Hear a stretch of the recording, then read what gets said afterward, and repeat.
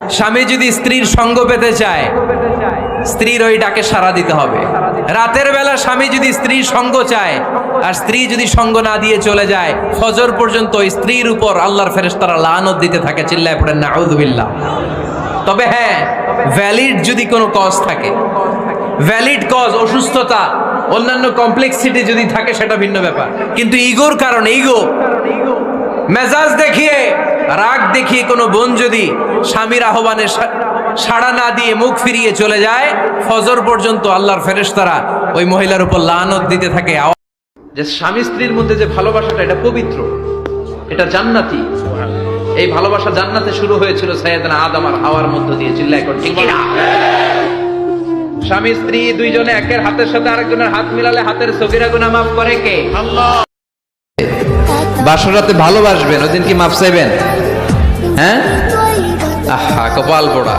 ওয়াতুন নিসা সাদকাতিহিন্না নিহলা, সন্তুষ্ট চিত্তে মোহরানা দিয়ে দাও, ফরজ। কিন্তু মোহরানা দেওয়ার সুযোগ নাই, টাকা নাই। এক সাহাবীর জীবনে তাই ঘটেছে। আল্লাহ রাসূল সাল্লাল্লাহু আলাইহি ওয়াসাল্লামের কাছে এসে বললেন, ইয়া রাসূলুল্লাহ, বিয়ে করব। রাসূল সাল্লাল্লাহু আলাইহি ওয়াসাল্লাম বললেন, মোহর আছে? নাই। কি আছে? কই কিচ্ছু নাই।